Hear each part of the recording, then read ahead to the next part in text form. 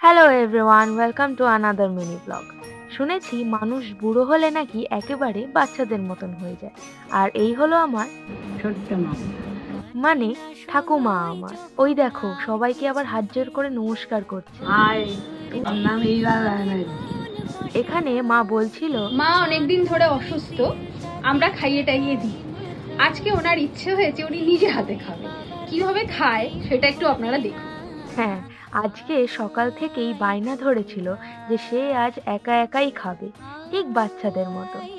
Last অবধি সেই মাকেই কিন্তু খাইয়ে দিতে হলো। ছোটবেলায় স্কুল থেকে ফিরেই মাম্মামের কাছে বায়না ধরতাম গল্প বলার জন্য। আজকে সেই অনেক দিন পর নস্টালজিয়াটা ফিল করছি।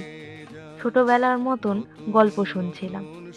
সত্যিই তো, দাদু ঠাকুমার স্নেহ আর আদর দুনিয়ার কোনো জিনিসের সাথেই কম্পেয়ার করা যায় না। কি তাই তো?